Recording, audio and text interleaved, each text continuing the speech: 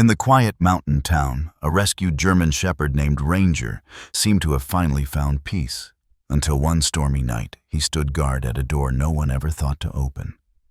What Anya discovered next would uncover a hidden truth, connect to a boy missing for years, and ignite a dangerous chase for answers. Each step forward brought them closer to a secret someone was willing to protect at all costs. But when a mysterious package arrived with just 4 words, everything changed. What was behind the next door? The first week at Brook Pines Animal Rescue had been a whirl of barking kennels, the warm smell of straw, and the rhythmic clink of food bowls against metal bars. But what stayed with Anya Collins most was not the animals that leapt to greet her, or the cheerful chaos of morning feeding. It was the door, a heavy steel-gray door tucked at the far end of the eastern hall. Its paint dulled with time, its hinges faintly rusted, and its presence never mentioned in any orientation handbook or casual chat between staff. If it weren't for the dog, she might never have noticed it at all. Ranger was an older German shepherd, his fur a blend of black, fading into ash along the muzzle, his ears still sharp despite the weight of years, and faint white scars, tracing small stories above both eyes. He was a silent sentinel, a steady presence amid the shelter's restless energy. On her second day, she found him stretched across the tile directly in front of that door, his chin resting lightly on his paws, golden eyes fixed on the handle as if the world existed only in the space between him and that strip of metal. He didn't doze the way other senior dogs did. He watched. Every breath was slow and deliberate, every shift of his gaze deliberate. At first, Anya thought it was a coincidence, a comfortable spot, perhaps a place where the floor stayed cool against his belly. But by her 4th shift, she understood this was no accident. The same time each evening as the last wash of sunlight slipped behind the pine treetops outside, and the hallway took on that muted amber hush, Ranger would be there. The kennels would settle into low murmurs, the mop water would ripple in her bucket, and she would feel his presence before she even turned the corner. She crouched beside him one evening, her voice soft enough not to disturb the quiet. "Hey there, big guy," she murmured, letting her fingers hover just above the coarse fur between his ears. His eyes didn't leave the handle. "You get lost," she teased gently, the way she might with a child too focused on a game to answer. His only reply was a slow blink, heavy with something she couldn't name, something between patience and an unspoken memory. Anya had not come to Brook Pines out of ambition. Her return to Elk Rock had been abrupt, the sort of turn in life that leaves you blinking under unfamiliar light. A relationship had ended badly, leaving her with the jagged edges of trust still raw. She needed work, steady, purposeful, something that kept her moving when her thoughts threatened to drift into darker corridors. The shelter was far from glamorous, but it was honest. You fed the hungry, offered warmth to the forgotten. And if luck was on your side, you watched a dog or cat leave through the front doors with a new family waiting outside. Ranger, though, did not seem to belong to those stories. He didn't greet visitors, didn't wag his tail at treats, didn't join the other dogs in their bursts of hopeful barking. He simply waited by that door, the muscles in his shoulders set, as if bracing for something she couldn't see. She asked about him one night, as she was clocking out her jacket half-zipped against the crisp evening air. "What's with the shepherd?" she said to Randy, a part-time volunteer whose voice carried the rough edge of someone who had smoked too many winters. "Been like that since he came in," Randy replied with a shrug. "Picked him up near Highway 20. No collar, no chip, no sound out of him. Just those eyes. Kinda gives me the creeps, honestly." "What's behind that door?" she pressed. Randy rubbed the back of his neck, his gaze slipping toward the hall as though the door itself might overhear. "Old basement. Sealed off after some flood or mold scare, I think. Management says to leave it alone." He shook his head. "But he won't. Like he's got a ghost down there." The days passed, each one drawing her back toward that hallway, without her entirely realizing it. The door remained locked cold to the touch, with a lock newer than the rest of the building's fixtures, sleek stainless steel and out of place among the chipped kennel latches and peeling paint. Ranger kept his vigil without fail. It was on her 7th shift that the quiet turned into something else entirely. Outside the Pacific, northwest rain came not as a gentle patter, but as a roaring curtain rattling the shelter's roof until it groaned.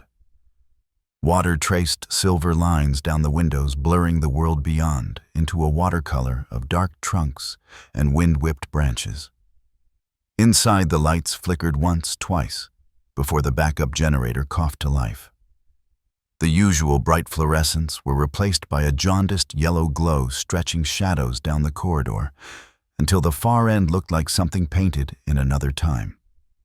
Anya was restocking towels when she noticed the change in Ranger.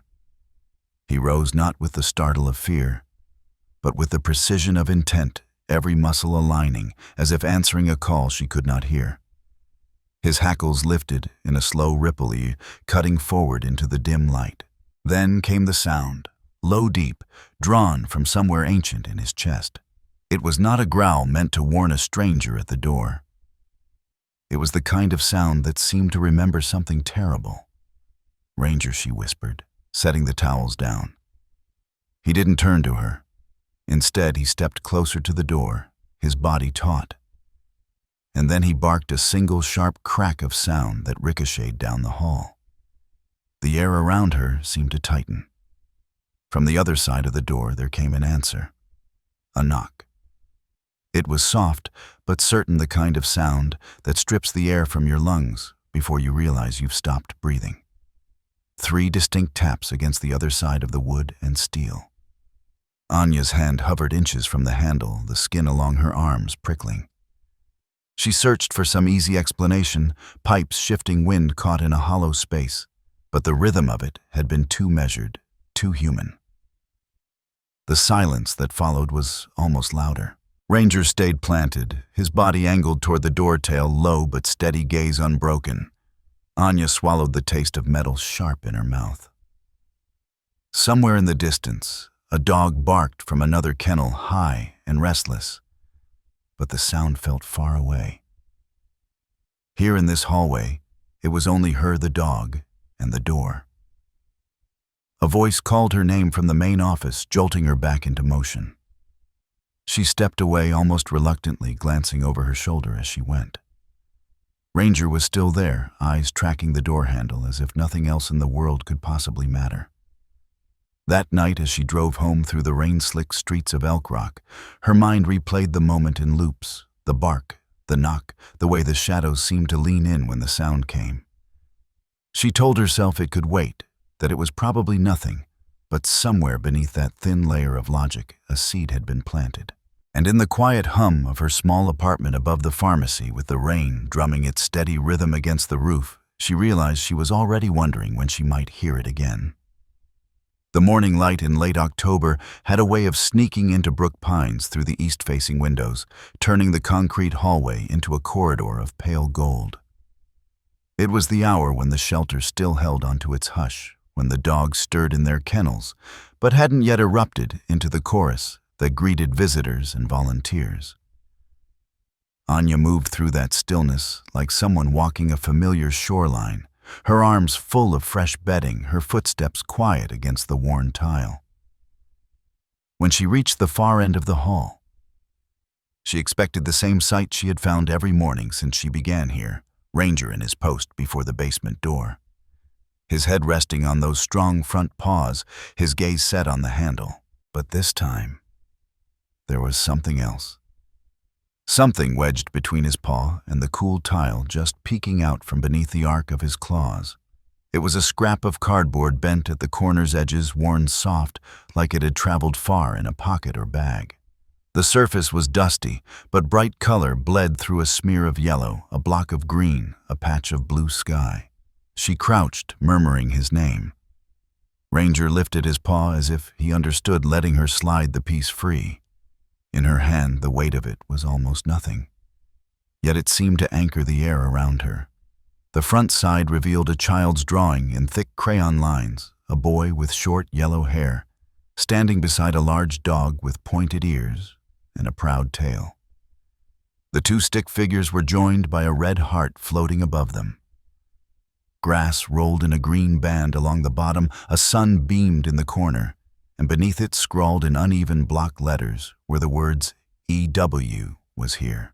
Anya stared, tracing the letters with her eyes. The colors had faded, slightly dulled by time, but there was no mistaking the sincerity of a child's hand, the unself-conscious joy in the shapes, the way the boy's smile stretched too wide for his face. She turned it over, half expecting a note or a date, but found only blank cardboard dusted with grime. The smell of it, dry paper, faint mildew, spoke of years spent somewhere forgotten. When she looked back at Ranger, he was watching her, his eyes steady and unreadable. She felt the quiet thump of his tail against the floor, a single beat like a wordless acknowledgement. "Is this yours?" she whispered without thinking. It was ridiculous to ask, yet the question hung in the space between them. That image stayed with her through the rest of the morning chores, coloring each small task. She found herself glancing at Ranger more than usual, noting the way he rested his chin on his paws, the way his ears would tilt slightly when the building's noises shifted. By the time her shift ended, the drawing was folded carefully inside her jacket pocket, the crayon lines pressing gently against the fabric like a pulse. At home in the dim warmth of her apartment above the pharmacy, Anya laid the cardboard scrap on her kitchen table and stared at it over a mug of coffee gone cold. EW was here. The letters looped in her mind. She opened her laptop, fingers hovering for a moment over the keys before she began to type. Elk Rock, Oregon, plus missing child, plus initials, EW. The search results bloomed in muted colors. Her eyes caught on one headline from 6 years ago, the date like a pin in her memory, March 2017. 9-year-old Ethan Ward reported missing from his backyard on Alder Creek Road. The article was brief, a handful of paragraphs that made the enormity of the loss sound clinical. Last seen playing outside with his German Shepherd. Dog never found. No sign of forced entry, no signs of a struggle. She clicked deeper. Another link brought her to a local news archive with a photo attached, a boy with hair the color of summer wheat. His smile shy. One hand resting on the back of a large German Shepherd. The caption read, "Ethan and Max." But she knew the dog in the photo. The fur pattern, the scar by the left ear, the gaze that seemed older than the body that carried it. This was Ranger. Her breath slowed, each inhale stretching against the pressure building in her chest.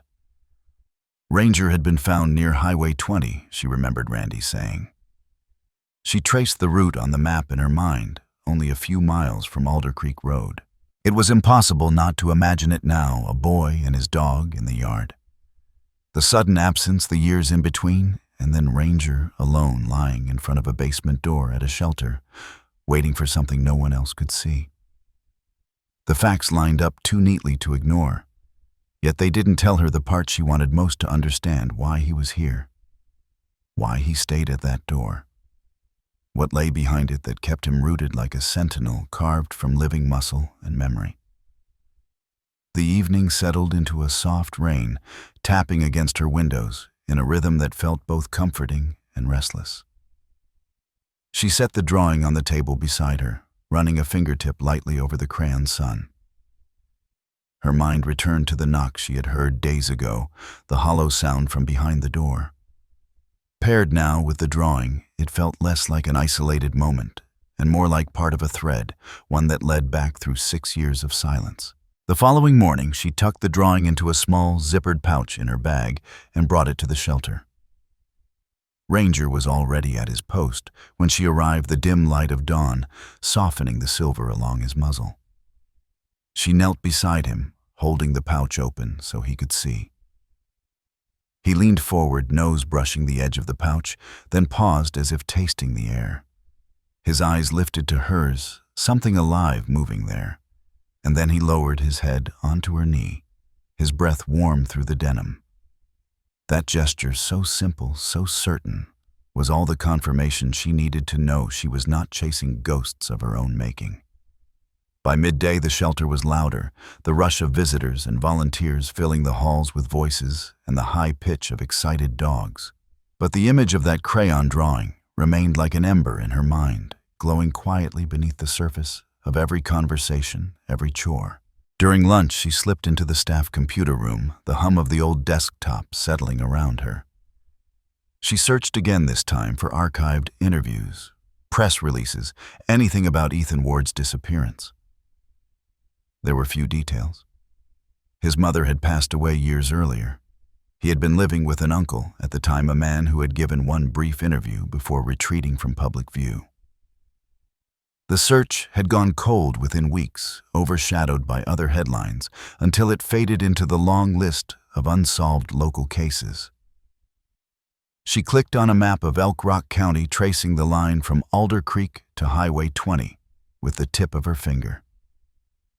It was a short distance for a boy, and his dog too short for them to have vanished entirely.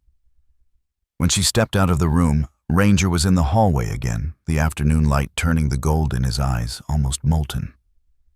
He didn't move as she approached, only shifted his gaze to meet hers. Anya felt the weight of the drawing in her bag, the warmth of his brief touch that morning still in her memory. Something connected them now. A bridge built from scraps of cardboard, a photograph, and the silent persistence of a dog who refused to leave his post. And as she walked past him toward the front of the shelter, she knew with absolute clarity that she could no longer treat that basement door as just another piece of the building. The door had a story, and Ranger somehow was holding the other half of it. The idea had been whispering at the edges of Anya's thoughts for days, threading itself between every chore, every conversation, every quiet moment when the shelter's noise ebbed and left only her and Ranger in that dim hallway. She could feel it in the weight of the crayon drawing, resting in her bag, in the steady presence of the old shepherd, who seemed to have rooted himself to a single patch of tile. It was on a Wednesday afternoon, while reorganizing a cluttered shelf in the break room, that her fingers brushed against something unexpected, an old binder. Its spine sun-bleached and warped. The front stamped with fading letters, facility, safety, and floor plans. She carried it to the staff table, dust lifting in faint curls into the sunlight. The binder smelled faintly of mildew and paper left too long in damp air. Inside were laminated emergency exit maps, outdated safety protocols, and brittle blueprints in thin plastic sleeves.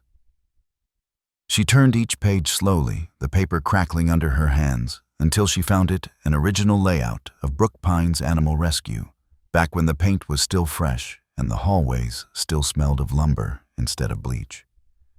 There beneath the eastern hallway, where Ranger kept his post, was a square marked basement level. 2 rooms were labeled, one intake storage, the other identified simply as room 7C, and beside them, a blank square with no label at all. A stairwell curled down from the hallway, ending in that cluster of rooms. Her eyes lingered on that unlabeled square. In a blueprint full of precise notations, its emptiness spoke louder than any label. That evening, as the last traces of daylight bled into the pines, she found Mr. Rourke near the back kennels. He was a tall man with a presence that filled whatever space he entered, his voice carrying the slow weight of someone accustomed to being obeyed. "Mr. Rourke," she began, keeping her tone even. "What's the story with the basement door?" He didn't look up from the clipboard in his hands. "Old junk. Flooded years back. No use to us now." "Was it ever used for intake?" she pressed. "Before my time." His voice was steady, but there was the faintest hitch before the words, a pause too small for most to notice.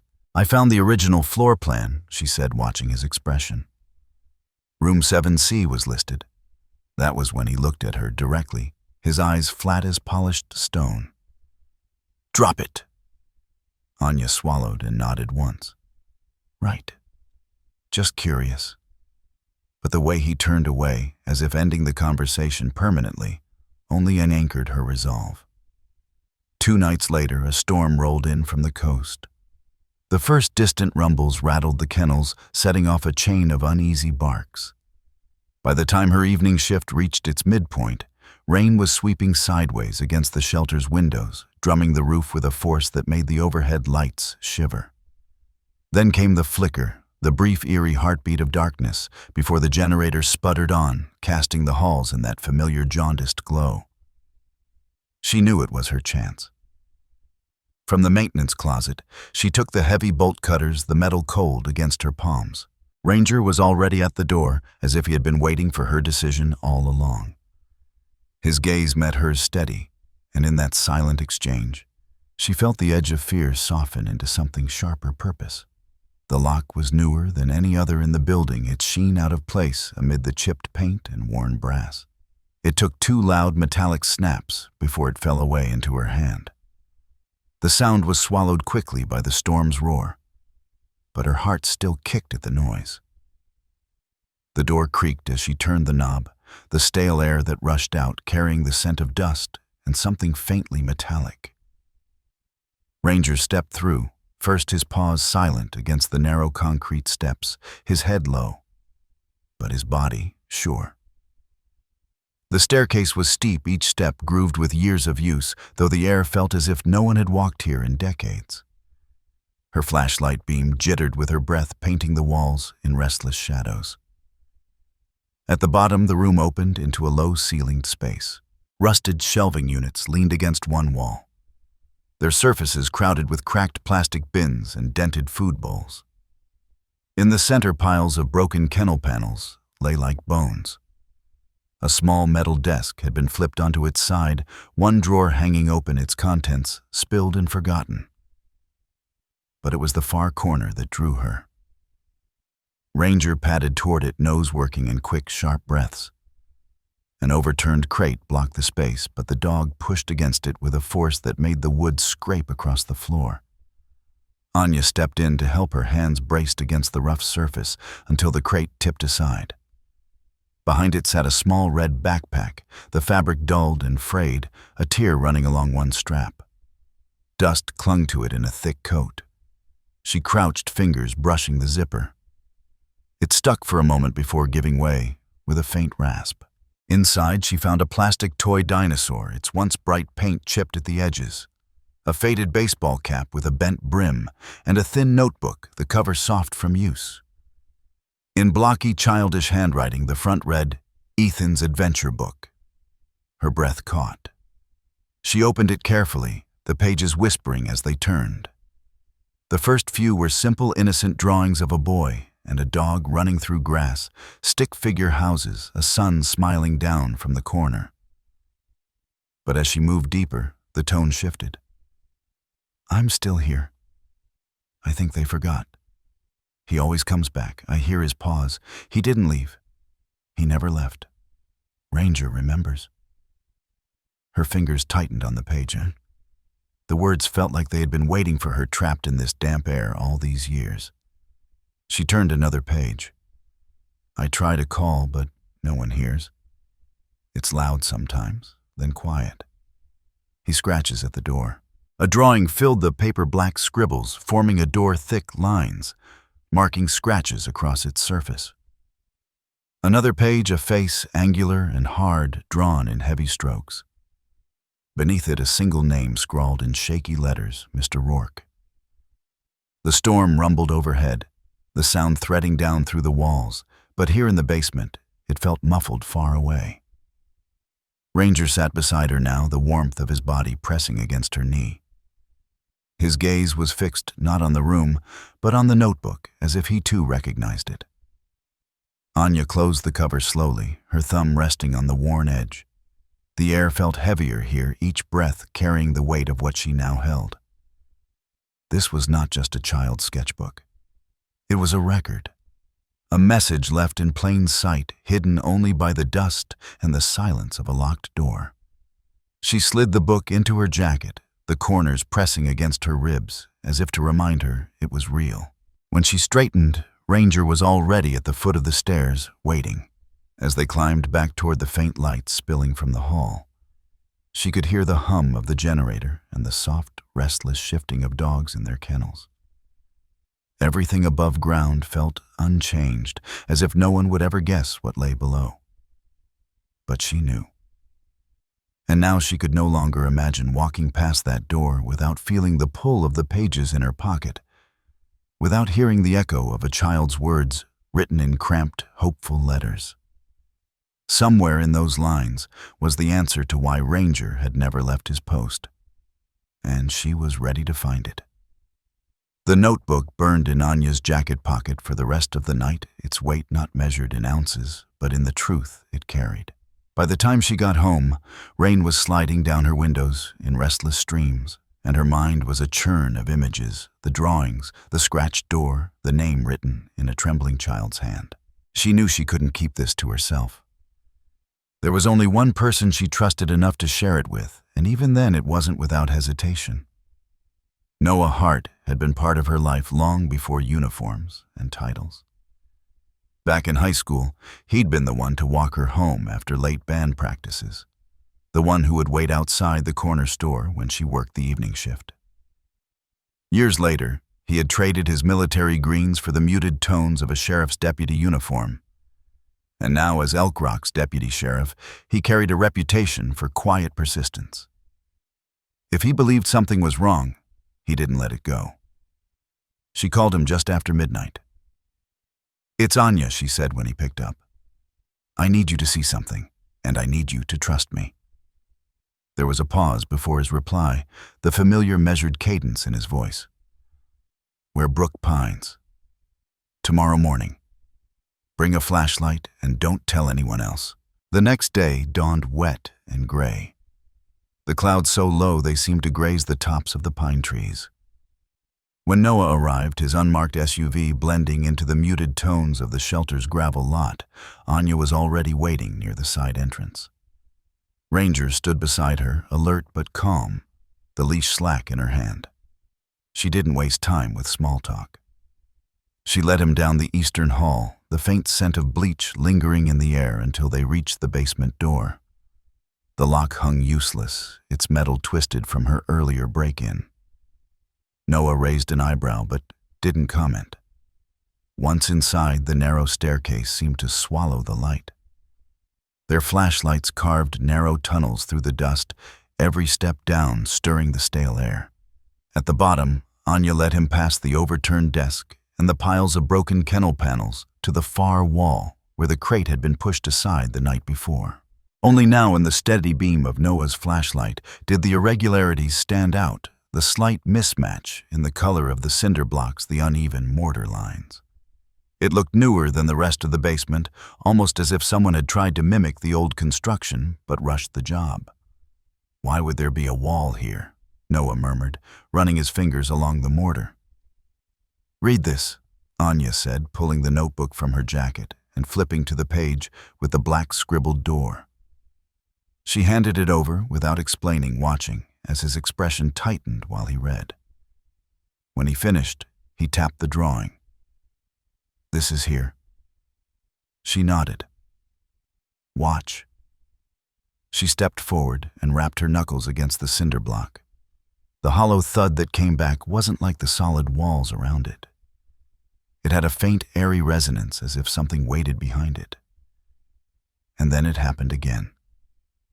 A knock in reply. Noah froze, eyes locking with hers, in the narrow beam of the flashlight. The sound had been soft, deliberate. Not the random echo of a building settling, not the metallic creak of pipes. This was human. He pulled a small radio from his belt, hesitated, and then slid it back. "We do this now," he said. They worked in tense silence. Noah found a rusted crowbar among the scattered tools along one wall, and together they began to chip away at the mortar.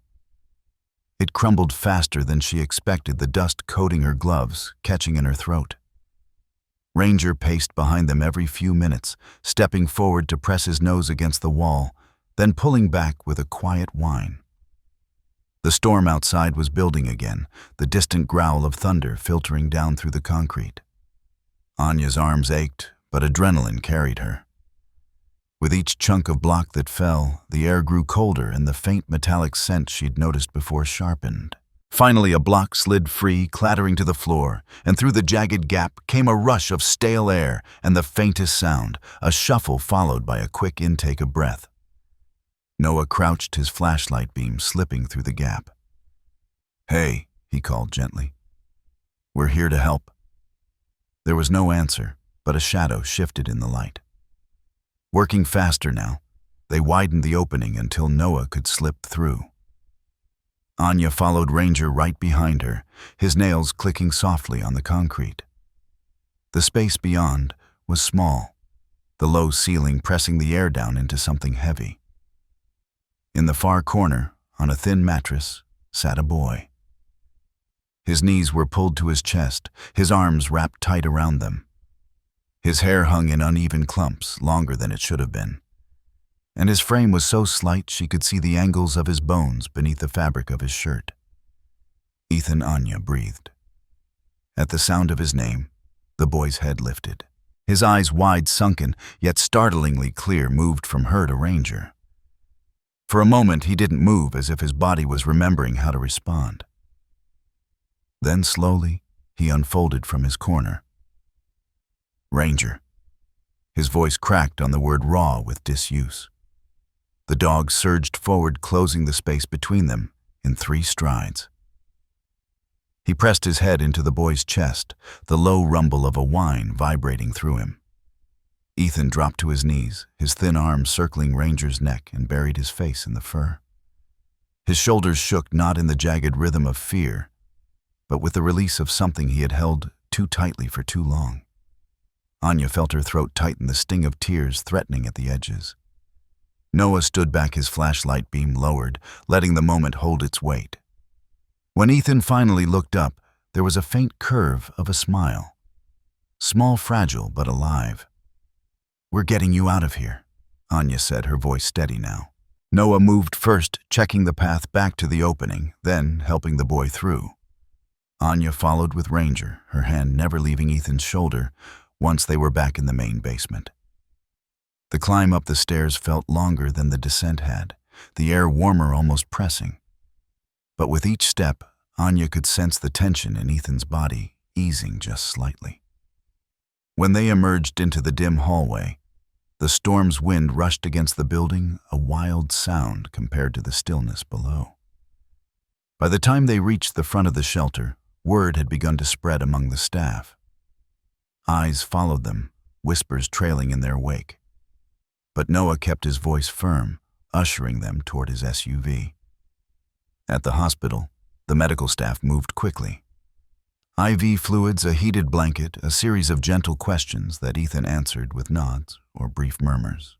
The attending physician reported mild dehydration, moderate malnutrition, no visible injuries beyond minor bruising, but warned that the mental toll was something they couldn't measure yet. Through it all, Ranger remained in the room, wedged between the bed and the wall like a sentry. Nurses stepped around him without complaint, and more than once Anya caught them glancing at the dog with something like awe. It was just after midnight when she stepped out into the corridor, the events of the night swirling together, the crumbling wall, Ethan's voice calling Ranger's name, the way the dog had moved as if no time had passed at all. By the next morning, the news had already broken. Missing boy found alive. After 6 years in animal shelter basement. Hero dog waits years by door to save owner. Headlines bloomed across local and national outlets, vans lining the street outside Brook Pines. Within 48 hours, the shelter was shut down. Investigators swept through the building collecting records, dismantling sections of the basement. The old floor plans Anya had found were photographed and taken. Staff were interviewed, their statements recorded in thick files. Mr. Rourke was nowhere to be found. His office was stripped bare, his paycheck unclaimed. Standing in the shelter's empty eastern hall one last time, Anya rested her hand on the cool metal of the basement door. Ranger stood beside her, his gaze fixed forward the same way it had been on the first day she'd met him. Only now she understood what he had been waiting for.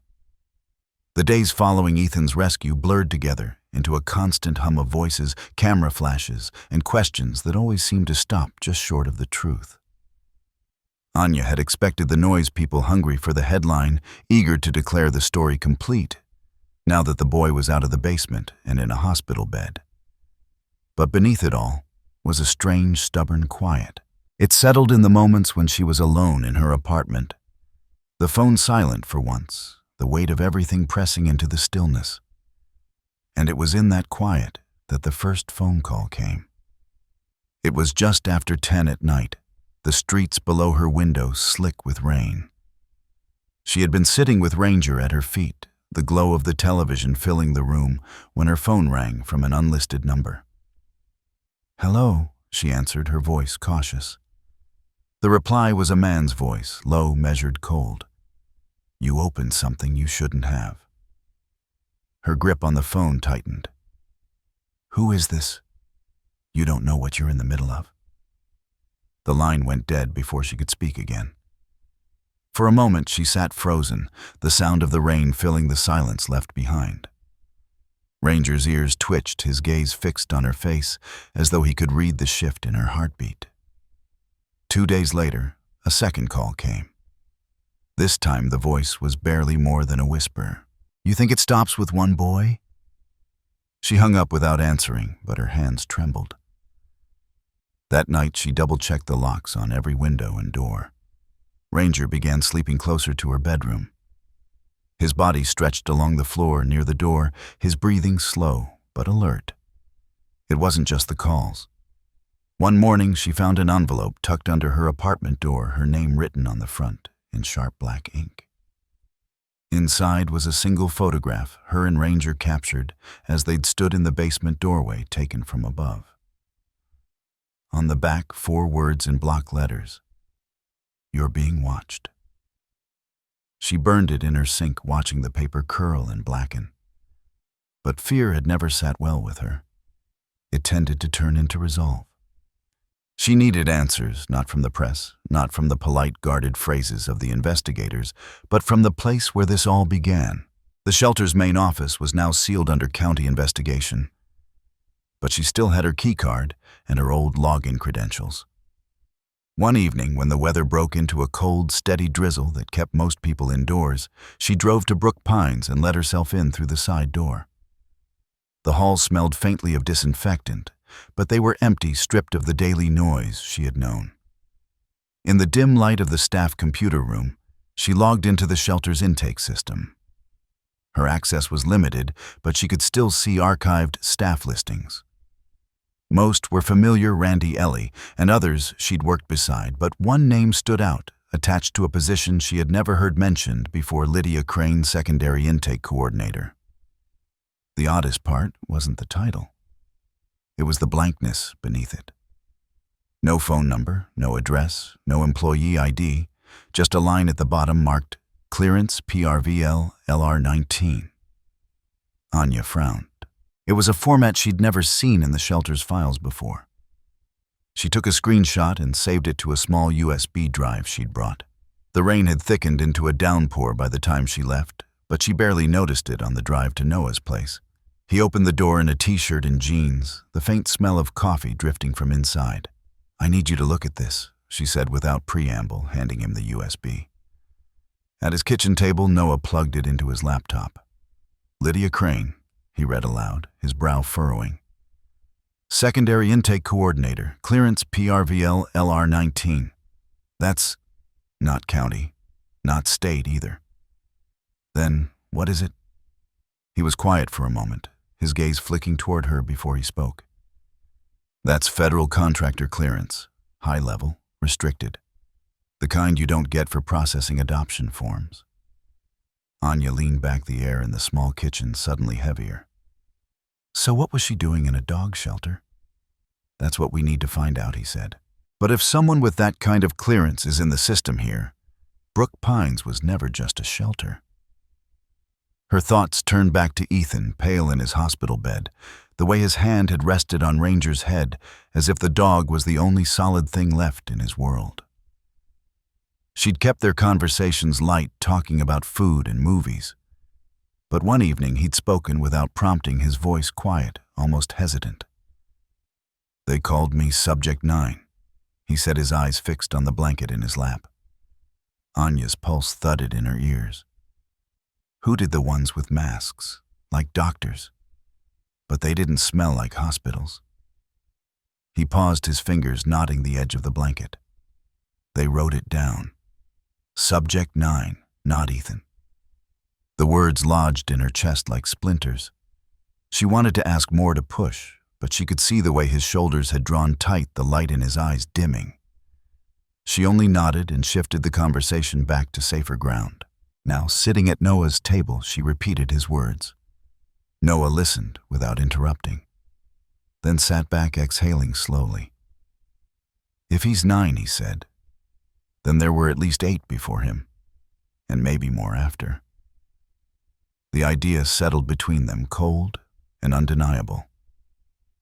Anya thought of the sealed basement room, the drawings in Ethan's notebook, the knocks from behind the wall. This was bigger than one missing boy and a dog that wouldn't leave his post. The pieces were starting to line up into something sharper, something that made her stomach twist. Noah closed his laptop. Laurel Ridge Research Foundation, he said almost to himself. What's that? I've only heard the name in passing. It's not a public-facing organization. Shows up in obscure budget reports, sometimes tied to behavioral studies or trauma response programs. If Lydia Crane had clearance through them. He trailed off, shaking his head. Anya felt the shift in her own resolve, the way the air before a storm changes. This wasn't a story for the papers or a mystery to leave to half-interested investigators. Whatever Brook Pines had been, whatever Ethan had been pulled into it, wasn't over. Ranger, lying by the door, lifted his head at the sound of her voice when she said quietly, "Then we find out." The name Laurel Ridge stayed with Anya long after she left Noah's kitchen that night. It clung to her thoughts like the lingering scent of smoke after a fire, something faint yet impossible to ignore. She couldn't stop replaying the conversation, the way Noah's voice had changed when he mentioned it, the quiet weight in his tone that told her this was not just a lead, but a threshold.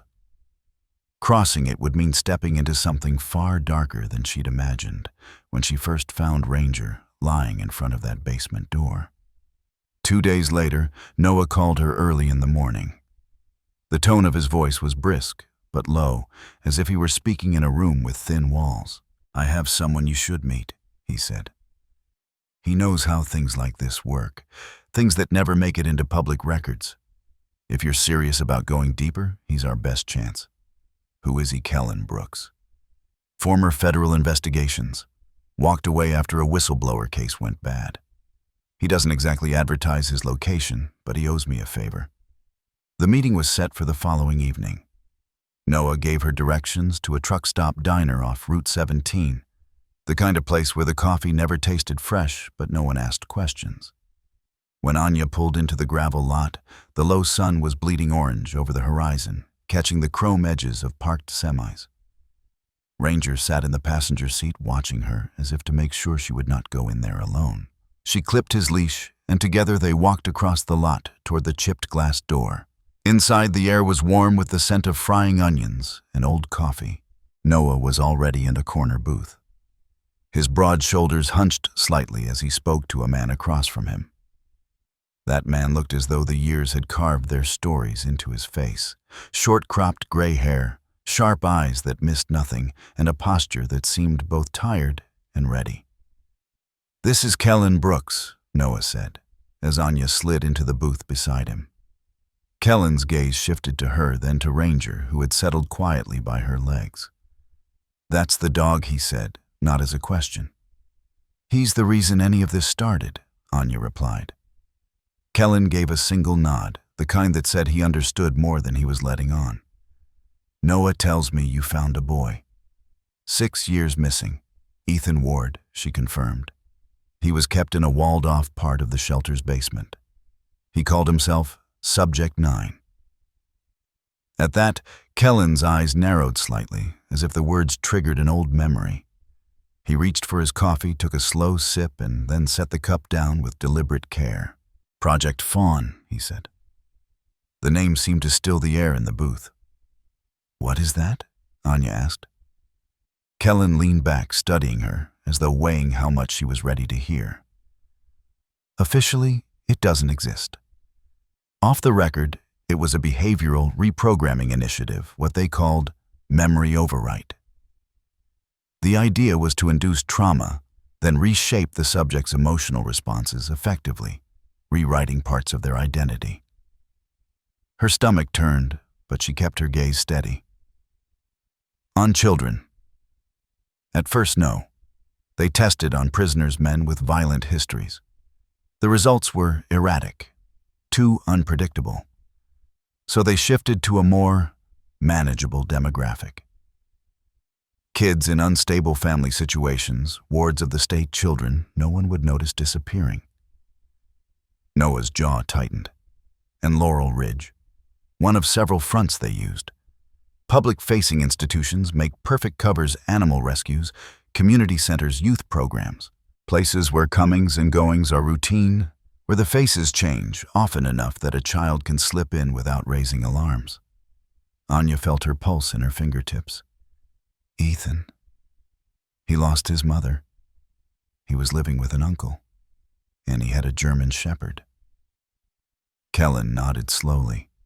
Attachment studies. They'd pair subjects with animals to test loyalty under stress. If the bond survived the trauma, they'd try to break it.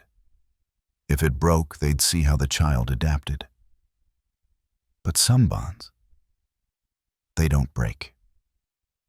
His eyes flicked to Ranger. She reached down her hand, resting briefly against the dog's shoulder, feeling the slow, steady strength beneath his fur. "So, Ethan's not the only one," she said quietly.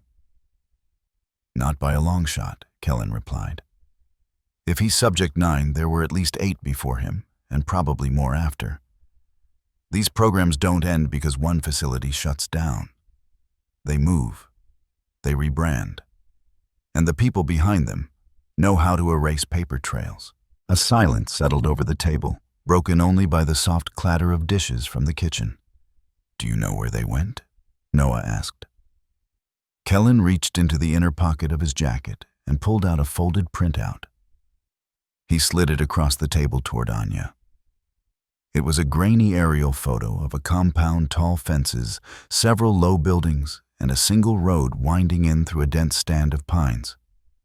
"Riverbend Youth Wellness Center," he said. "Built in 2017 on county lease land outside Roseburg. No public patient registry, no state health department license. But it's got a 6-figure grant from a contractor tied to Laurel Ridge." Anya studied the image. The place looked sterile from above, almost benign. But she could feel something wrong in the symmetry of it. The way the perimeter fence seemed less about keeping people safe and more about keeping them inside. "This is where they moved the project." Kellen continued.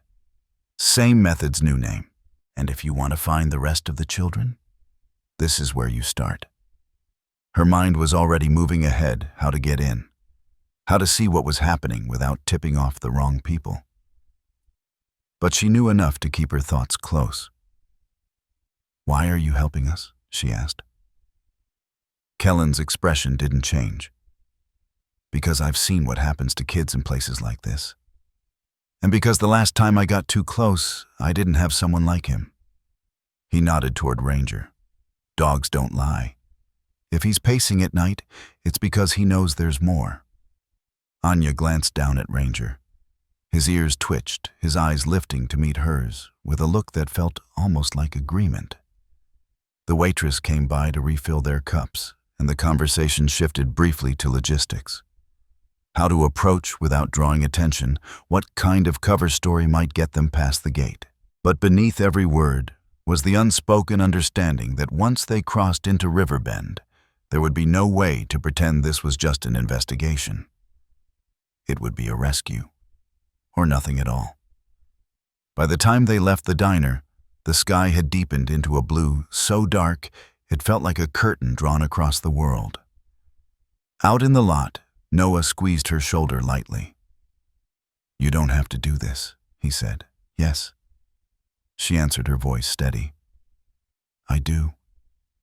Kellen climbed into his truck, the engine rumbling to life. "I'll be in touch," he said through the open window. "Get your head right. This isn't Brook Pines. They'll be ready for you." As Anya slid into her car, Ranger settled beside her, his head turning toward the road ahead.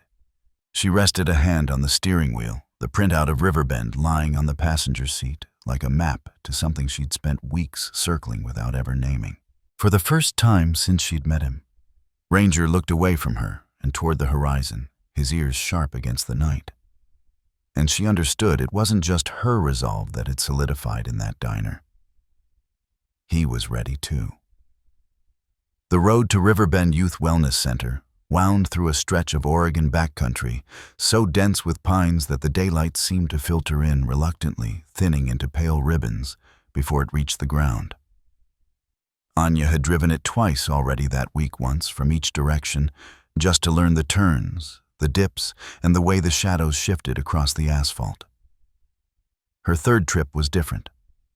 This time she had a purpose and a cover story. She dressed simply, black slacks, a fitted cardigan over a collared shirt, hair pulled back in a low knot, and kept a slim leather folder on the passenger seat. Inside was a doctored resume that Kellen had helped her craft, years of fictional experience as a youth counselor, sprinkled with enough jargon to pass a surface-level interview.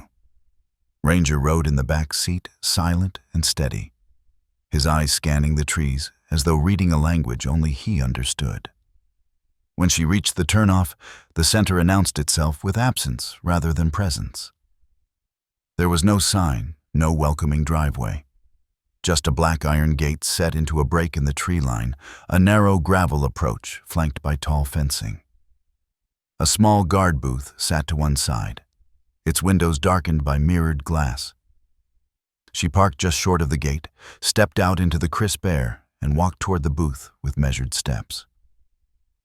Ranger followed on a leash, his gait, even his head slightly lowered in the calm way that made him look like a working dog. The window slid open with a faint mechanical hum. A man leaned out wearing dark green scrubs and a jacket zipped to the collar. His face was broad, his eyes cool in the way of someone who had been trained to give away nothing. "Can I help you?" His voice was flat professional. "I was told you might be hiring," Anya said, letting her tone hold just enough warmth to sound like someone trying to make a good impression. She shifted the folder into view.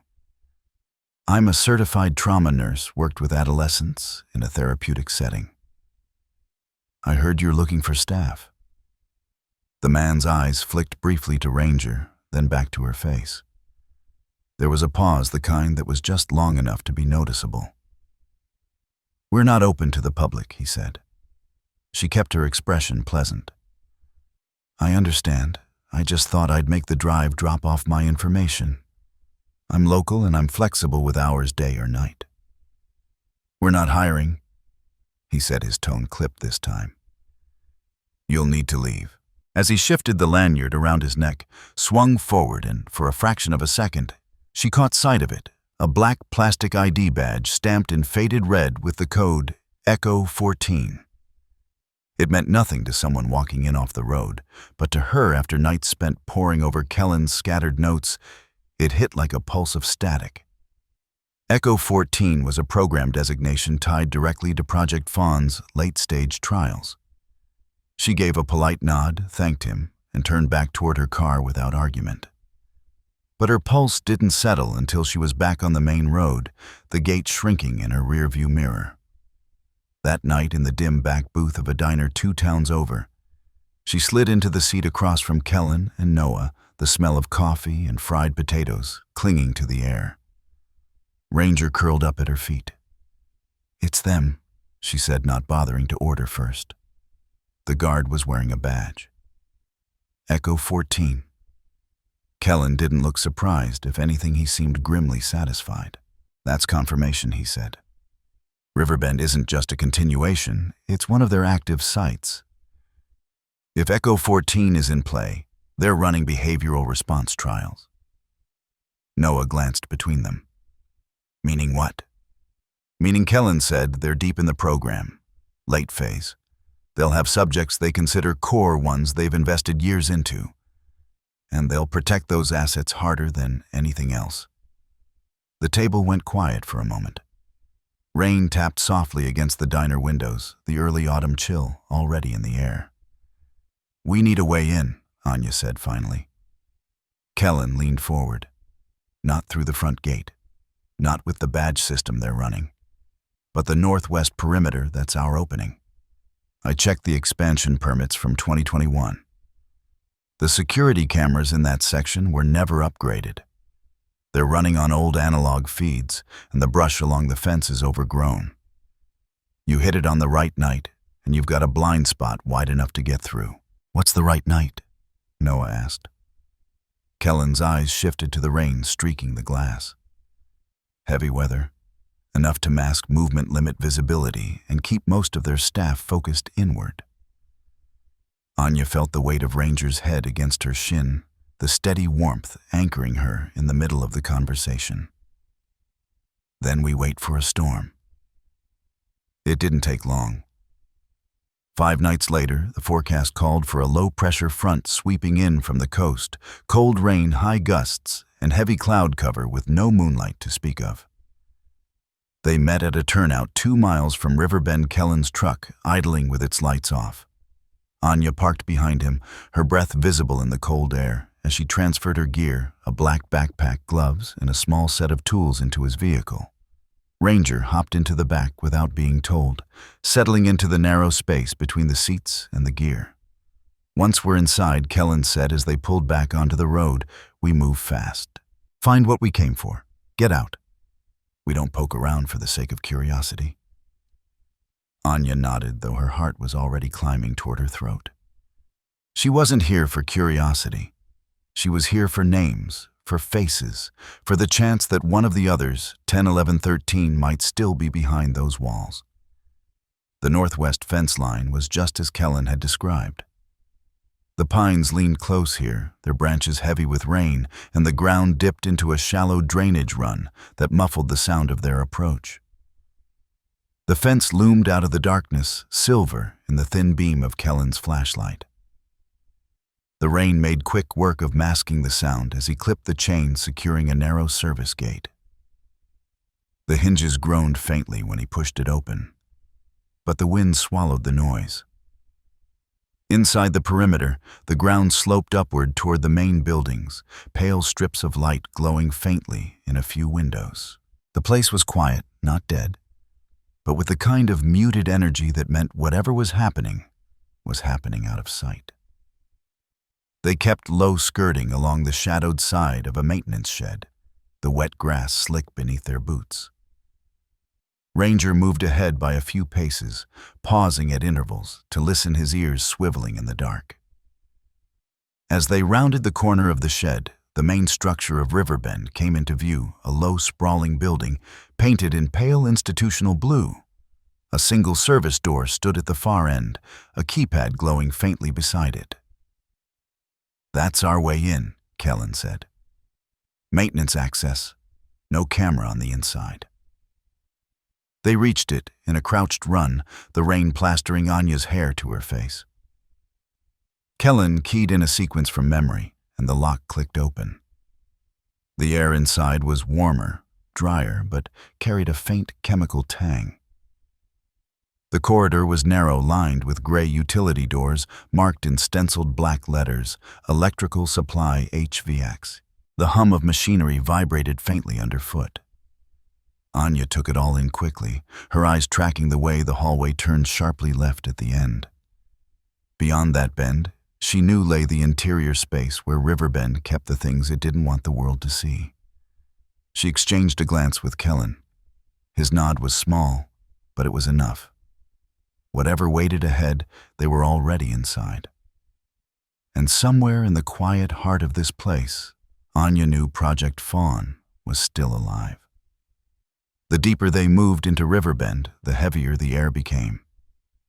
The fluorescent lights overhead hummed faintly, their sterile glow washing the walls in cold blue-white.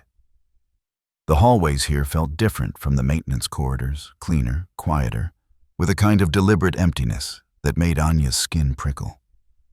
Every surface looked as though it had been designed to erase fingerprints to hide the fact that human life existed here at all. Kellen led the way with a quiet confidence the floor plan fixed in his mind. He'd studied the blueprints for days, memorizing every turn, every dead end. Ranger padded between them, his head low, ears forward, every muscle tuned to the silence around them. They descended a set of narrow concrete stairs to the basement level. Down here, the walls shifted from painted drywall to exposed cinder block, the air turning drier, more processed. The hum of the ventilation system echoed faintly through the corridor, punctuated only by the distant drip of condensation somewhere beyond sight. At the bottom of the stairwell, a short hall stretched in both directions. Kellen turned left, moving quickly, but without sound, his flashlight kept low and tight. The numbers painted on the doors ticked upward with each step, 9, 210, 211. Then they saw it. Room 212B stood at the far end, its door marked not by a nameplate, but by a thick red stripe painted across the floor in front of it. No label, no warning, just that vivid line, like a quiet order not to cross. Anya felt a subtle tightening in her chest. "This is it," she murmured. Kellen pulled a slim black card from his pocket, one of several he'd acquired through means she'd learned not to ask about. He slid it through the reader. The light blinked red. He tried again. Another denial. Before he could curse, Ranger moved to the door, pressing his nose to the seam. His ears twitched. Then he gave a single low bark, sharp and purposeful. From the other side came a voice, soft but clear. "Who's there?" Anya stepped forward, her voice barely above a whisper. "We're here to help." "My name's Anya." A pause. Then, "You came." The click of the lock was almost inaudible, but the door eased open a few inches. A girl appeared in the narrow gap, no older than 15. Her head was shaved close, her skin pale against the gray medical scrub she wore. She was barefoot, but her eyes, wide dark, aware, were sharp with recognition as they darted from Anya to Ranger. "They said you were a dream," she whispered. And in the next heartbeat, she was on her knees, arms wrapped around Ranger's neck. He leaned into her without hesitation, the slow thud of his tail against the floor, breaking the stillness. Kellen's voice was calm, but urgent. "We need to go. Now." The girl, Sophie Lane, she would tell them later, stood quickly glancing down the hall. "We can't leave yet. Subject 10 is here. He helped me. He doesn't belong here either." Anya met Kellen's eyes. His jaw tightened. "This wasn't the plan." "Plans change," she said. Sophie moved quickly, leading them down the hall to a door marked 215. Another red stripe crossed the floor before it. She knocked softly. "Caleb, it's me." No answer. Ranger stepped forward, scratching once at the door. Anya pushed it open. The room inside was dim, lit only by a strip of light along the ceiling. Against the far wall, a boy sat on the floor, tall and thin. His eyes fixed on the ceiling as though waiting for something to happen there. Faded bruises marked both of his arms. Anya knelt beside him. "Caleb, we're here to get you out." For a moment he didn't move. Then slowly he turned his head toward her. "Are you the ones from the stories?" He asked, his voice low, almost dreamlike. "No," she said gently. "We're real." She held out her hand. "Come with us." He hesitated, then took at the contact light as paper. The moment they stepped back into the hall, a siren wailed overhead, sharp mechanical filling the air with red pulses of light as strobe alarms ignited along the walls. "Trip delay," Kellen said through clenched teeth. "We looped the cameras, but not forever. Move." They ran. The hallway seemed to stretch endlessly in the flashing red light. Behind them, the echo of heavy boots pounded against the concrete. They reached the stairwell only to find 2 guards blocking the exit. Tasers raised. "Don't move," one barked. Ranger lunged before Anya could react, hitting the nearer guard square in the chest. The man stumbled, the taser clattering to the floor. Kellen was on the second guard in a flash, shoving him back into the wall with a grunt. "Go!" Kellen shouted. Anya grabbed Sophie's wrist with one hand, steadied Caleb with the other, and bolted up the stairs. Ranger was back at her side before she reached the top, his breath hot and fast in the cold air rushing through the open service door. Outside, the rain was a wall driven sideways by the wind. The world blurred into silver streaks and shadows. But Kellen's truck was waiting, engine idling, lights off. They piled in Sophie and Caleb in the back seat with Ranger wedged protectively between them. Kellen threw the truck into gear, the tires spitting gravel as they tore away from the perimeter fence. For several miles, no one spoke. The storm swallowed the sound of the engine, leaving only the steady hiss of rain on the roof. Sophie leaned against the glass, her breath fogging the window. Caleb sat rigid, staring straight ahead. Ranger rested his head in Caleb's lap, the boy's hand absently curling into his fur. When Kellen finally pulled off onto a narrow back road, Anya let herself exhale. They were clear for now. But the weight in her chest told her the truth. This was only the beginning. Somewhere behind them, the red door still stood. And Anya knew there were others waiting on the other side. The road wound higher into the mountains, a narrow ribbon of slick asphalt bordered by dark evergreens that leaned in close and their branches heavy with rain. Kellen's truck gripped the curves with a steady growl of the engine headlights, cutting narrow cones through the mist. In the back seat, Sophie and Caleb sat shoulder to shoulder, their eyes flicking from the window to Ranger, who lay stretched across the seat between them like a living barrier against the world they had just escaped. Anya sat in the passenger seat, her gaze fixed on the road ahead, but her thoughts scattered. Every so often she glanced over her shoulder at the 2 teenagers. Sophie's shaved head and sharp, watchful eyes made her seem older than her 15 years, while Caleb's tall, lean frame seemed somehow too light, as if the weight had been carved away by years of deprivation. Both of them sat quietly.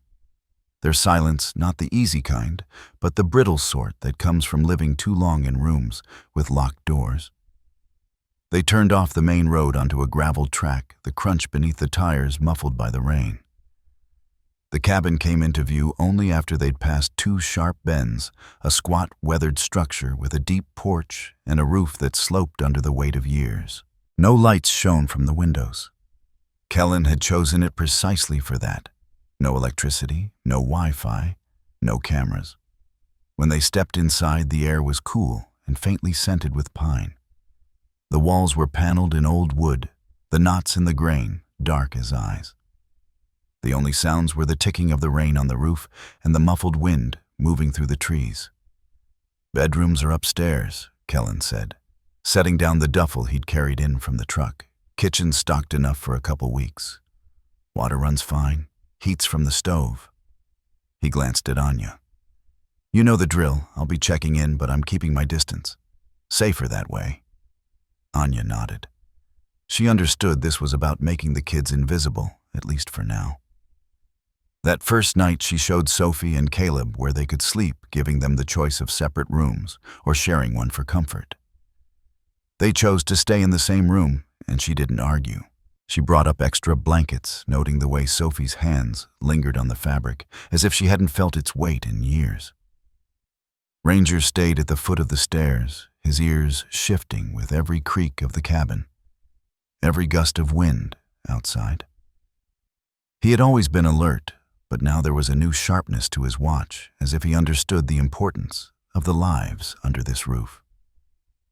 The days that followed settled into a rhythm.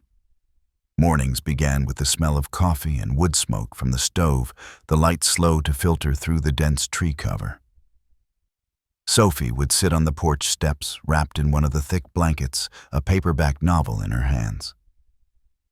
Caleb spent hours outside reacquainting himself with open space, walking the narrow dirt road with Ranger pacing beside him. Anya cooked simple meal soup, simmering in the heavy pot bread warmed in the oven. At first, the kids ate with a caution that made her heart ache, taking small bites, as if unsure when the next meal might come. But as the days passed, their plates grew emptier, their movements less guarded. Small shifts began to appear. Sophie laughed once at something Ranger did when he tried to nose open the bread box. Caleb started asking questions about the mountains, about the birds that landed on the porch railing. These moments were fragile, like early shoots pushing through frost. But they were there. At night, when the kids were upstairs, Anya would sit at the kitchen table with a notebook, writing down everything she could remember. From riverbend names, she'd overheard numbers on the doors, the smell of the hallways. Kellen had told her to document it all while it was fresh. One evening, a week into their stay, she stepped out onto the porch with Ranger. The night was cool, the air still damp from an earlier rain. The forest around them felt vast and breathing, the wind shifting in the treetops. Ranger stood at the edge of the steps, nose lifted to the airtail, low but steady. "You feel it too," she murmured. Inside the cabin was quiet. Sophie had fallen asleep in the armchair with her book still open in her lap. Caleb had retreated upstairs. Everything looked like the kind of peace she'd promised them. But she knew peace like this could be an illusion. The next morning proved her right.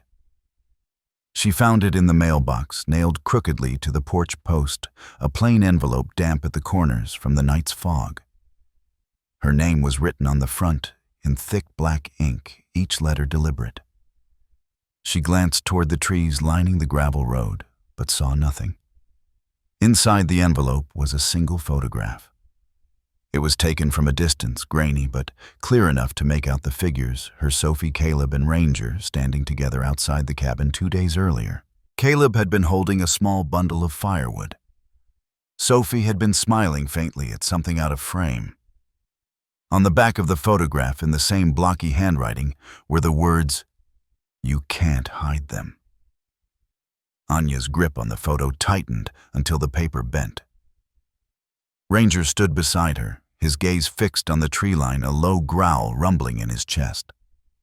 She didn't show the picture to Sophie or Caleb. There was no need to pour fear into the fragile space they were building here. Instead, she slipped the photo into her notebook, where it sat like a silent warning. That night, she sat in the living room with the lights low, Ranger lying across the doorway like a living barricade. She listened to the rain beginning again on the roof, to the steady breathing of the kids upstairs, and told herself that for now, the cabin was still theirs.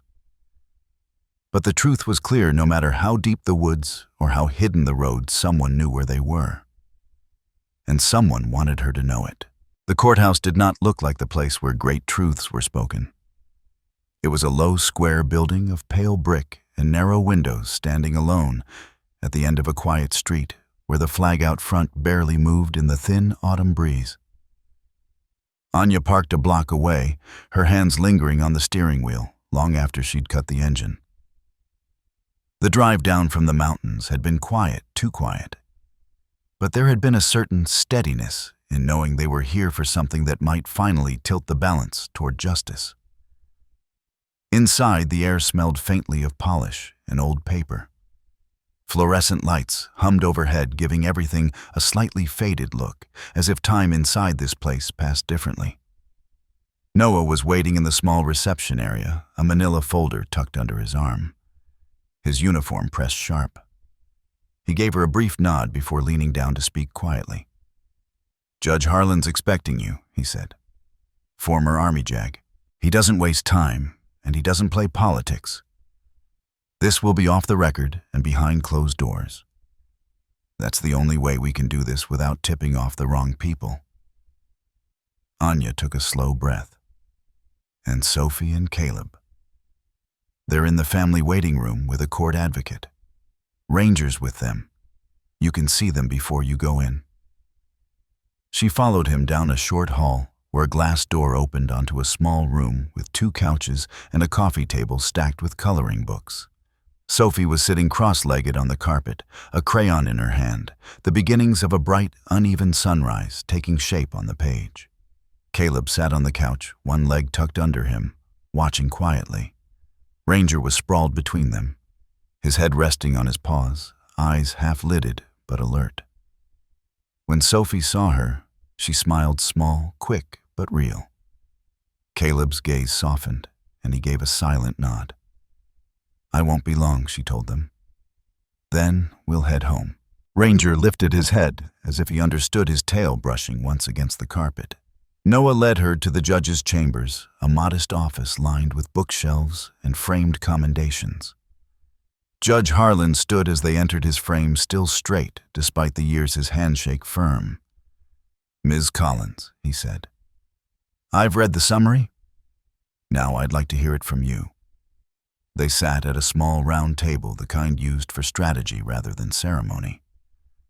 Noah took a seat against the wall, silent but present. Anya placed her hands in her lap, steadying herself, then began. She told it from the beginning, her first weeks at Brook Pines Animal Rescue. The old German shepherd who seemed to guard a door no one mentioned, the storm that cut the power and brought a knock from the other side of that door. She described the way Ranger had stood, every muscle ready, as if he'd been waiting years for someone to notice. As she spoke, she kept her words clear, letting the images carry their own weight. The scrap of crayon drawing that said EW was here, the discovery of the basement room and Ethan's worn adventure book the night she and Noah broke through the bricked-up wall and found the boy alive. She described Ranger's reaction in that moment, not just relief, but recognition, as if he'd been carrying the memory of that child for years and could finally let it go. Judge Harlan listened without interrupting, his hands folded on the table. When she moved on to the threats that followed the envelope with the photograph and the decision to hide Sophie and Caleb in the mountains, his expression hardened slightly. "And Riverbend?" he asked. Anya described the infiltration with Kellen. The smell of damp concrete in the lower halls, the red door to room 212B, Sophie's guarded eyes, the quiet urgency of freeing Caleb, and the chaos of alarms splitting the silence as Ranger led them through the maze of corridors toward the storm outside. When she finished, there was a pause. Judge Harlan leaned back in his chair, the light from the desk lamp catching the silver in his hair. "You understand," he said, "that most of what you've told me will be difficult to prove in a standard court. But difficult doesn't mean impossible. The key is credible testimony, and you have that from multiple people with supporting evidence." "Will it be enough?" she asked. His eyes met hers. Enough to start, enough to make the right people nervous. And sometimes, that's the first crack in the wall. The official proceedings began later that week. For security, they were held in a closed session, no press, no public seating. The courtroom felt smaller than Anya expected, the woodwork dark and heavy. Sophie and Caleb were excused from testifying, spared the weight of those questions. But their statements were entered into the record through the advocate. Anya took the stand, her voice steady as she repeated her account under oath. She spoke of the conditions in the basement rooms, the way the children's eyes adjusted slowly to the light after years in the dark. She emphasized Ranger's role not just as a companion, but as a witness and protector, the one constant in a chain of events designed to erase the truth. When she stepped down, Noah offered a brief nod. Kellen testified next, his words clipped and precise, his history as a federal investigator lending weight to his descriptions of Project Fawn and the network that allowed it to operate. In the weeks that followed, the impact rippled outward. Riverbend Youth Wellness Center was shut down under a court order. Its operations frozen pending investigation. Several mid-level operatives were arrested, their names printed in short, cautious articles in the local papers. Lydia Crane's name appeared on one of the sealed warrants. And yet for every name that surfaced, Anya knew there were others who would remain in the shadows, untouchable for now. Judge Harlan had warned her justice in cases like this was rarely clean. It was at best a patchwork held together by persistence and the unwillingness to let go. The adoption hearing came quietly without the weight of the other proceedings. Sophie and Caleb sat at a long table beside her, both dressed in simple clothes that felt new to them. The judge, a different one this time, smiled as she signed the papers. From this day forward, she said, "You are a family in the eyes of the law." Sophie glanced at Anya, her expression unreadable for a moment, before she gave the smallest nod. Caleb's shoulders eased just slightly. Ranger lay at their feet, his head on his paws, eyes half closed in that familiar way that meant he was listening to everything. Afterward, they stepped out into the courthouse courtyard. The trees were just beginning to turn their leaves burning gold against the crisp blue of the sky. Caleb kicked at a drift of leaves, sending them swirling. Sophie tilted her head back, letting the sunlight warm her face. It should have felt like an ending, but Anya knew better. There were still pieces missing, still names unspoken. The people who had built places like Riverbend didn't vanish with a court order. That night, back at the cabin, the fire burned low in the stove. Sophie sat curled in the armchair, reading aloud from a book, while Caleb worked a puzzle on the floor. Ranger lay stretched between them, the steady rhythm of his breathing filling the spaces between their voices. Anya watched from the kitchen doorway, her hands wrapped around a mug of tea. This was what she had fought for, not just safety, but the beginnings of something whole. Outside, the wind moved through the trees, carrying with it the faint rustle of leaves. Somewhere out there, in the dark beyond the porch, the rest of the story waited. And when it came, she knew they would be ready. Life in the mountains had begun to find its rhythm. Mornings were slow, unhurried, the kind where sunlight slid in across the kitchen table and pooled on the worn wood like warm honey. Sophie and Caleb were learning the contours of a normal childhood, how to wake without fear, how to argue over who poured more syrup on the pancakes, how to fall asleep without the hum of a fluorescent light above their heads. Anya had kept her work hours light at the Brook Pines satellite office that had opened in town, now strictly regulated and transparent. She spent most afternoons at the cabin, tending the small garden out back, walking with the kids along the mountain trails. Ranger always trotted ahead, ears up, but his pace was less urgent these days, his gaze softer. Nights were calm. Sometimes they would sit by the wood stove and listen to the crackle of logs while the wind pressed softly against the windows. It was in these quiet weeks that Anya realized how deeply Ranger had settled into this new chapter. He slept deeper, no longer rousing at every creak of the cabin. Even his old scars seemed less stark in the warm light. There were moments she would catch him lying in the patch of sun on the living room rug, his chest rising and falling in slow, even breaths, and think he's finally at peace, until the night he wasn't. It was a Thursday, the air heavy with the scent of pine and rain. A storm was moving in, and the first low rumbles rolled through the valley. Anya had just checked on the kids, tucking the quilt tighter around Sophie's shoulders, when she heard it Ranger's claws clicking steadily across the floorboards. She stepped out into the hallway. Ranger stood at the far end perfectly still, his gaze locked on the narrow closet door near the pantry. The hair along his spine was raised. His tail hung low, not wagging, not rigid, just waiting. The way he waited at Brook Pines night after night before she knew the truth. "Ranger," she said softly. He didn't move. His ears flicked once at her voice, then went forward again, his entire body angled toward the door as though something on the other side was holding him there. She walked down the hall, each step quiet against the wood. The storm grumbled again outside, a little closer now. When she reached him, she rested a hand lightly on his shoulder. His muscles were taut beneath her palm, vibrating with a focus she recognized all too well. The closet door was ordinary white paint brass knob. It had been a storage space since she bought the cabin, filled with cleaning supplies and a stack of old coats. She turned the knob and opened it. The faint smell of cedar and fabric dust met her. Nothing unusual.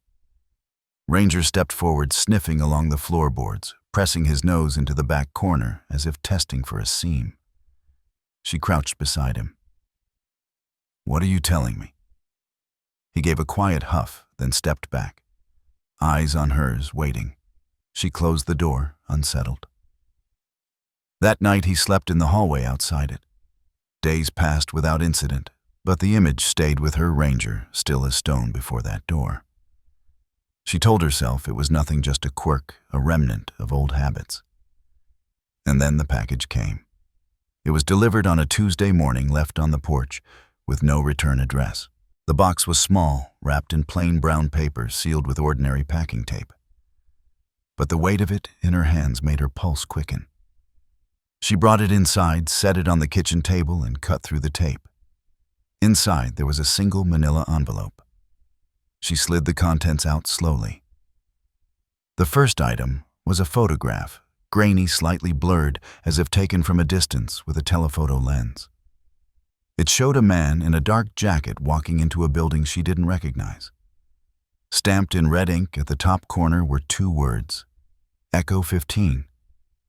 The second item was a note printed on white paper in a simple, unadorned font. "You opened one door. Now open the next." Her fingers tightened on the paper. The room felt suddenly smaller, the walls closer. Ranger, lying in the patch of sunlight by the door, lifted his head and watched her. Anya set the note down carefully, then reached for the photograph again. The man's face was turned slightly away, but there was something in his posture, tense, deliberate, that set her teeth on edge. The building behind him was brick with narrow windows and a dark green awning over the entrance. There were no signs to give away its purpose. She flipped the photo over. No writing. Her mind spun through possibilities, each more unwelcome than the last. She thought of Ethan's wide, guarded eyes the day they broke down that wall. Of Sophie's voice, barely above a whisper, naming the other children who had been kept in rooms like hers. Subject 10. Subject 13. And now? Echo 15. The sound of claws on the floor pulled her back. Ranger had moved to stand beside her chair. He looked at the photograph, then at her, his gaze steady. The scars along his muzzle caught the light reminders of all the years he had carried secrets in silence. "This isn't over, is it?" she murmured. He didn't need to answer. His presence was enough. By evening, she had moved the envelope to her desk in the small study, locking it in the top drawer. The kids noticed her distraction at dinner, but she deflected with talk of the coming school projects and the early snow predicted for next week. That night, long after Sophie and Caleb were asleep, she sat by the fire with the photograph balanced on her knee. The flames shifted and popped, throwing light across the walls. Outside, the wind moved through the pines, whispering like it carried a message meant only for those who listened closely enough. The next morning, she woke to find Ranger sitting in the hallway again, his back to her, facing the closet door. He turned his head slightly when she approached, then returned his gaze to the seam between door and frame. She leaned against the wall, crossing her arms. "Is that our next door, too?" He didn't move. Her phone buzzed on the counter. Noah's name on the screen. She answered. "I need you to see something," he said. His voice was low, the kind he used when he was choosing words carefully. "Can you come into town today?" "What is it? A location?" "Matches the background in a photo I just got from an informant. And before you ask, it's the same building in the photo you're holding right now." She froze. You're not the only one getting mail, Anya. Whoever's behind this wants us both involved." She glanced down the hall toward the closet door where Ranger still sat watch. Then at the desk drawer where the envelope lay hidden. When she ended the call, she stood in the center of the kitchen for a long moment, listening to the quiet. Caleb's laughter drifted down from the loft where he and Sophie were playing. Outside, a hawk circled above the tree line. She walked over to Ranger and crouched beside him. He shifted just enough to look at her eyes, dark and intent. "I guess we're going again," she said quietly. Another door, another truth. His tail brushed once against the floorboards. By afternoon, she had packed a small bag camera recorder flashlight, the kind of gear that looked ordinary, but could open more than just physical doors. She didn't know yet where this path would lead or how deep it would go. But she knew one thing as she stepped out onto the porch, Ranger at her side, and the cold mountain air sharp in her lungs. The story wasn't finished. Not for her, not for Ranger, and not for Echo 15. Somewhere out there behind another locked door, someone was waiting, and they were going to find them.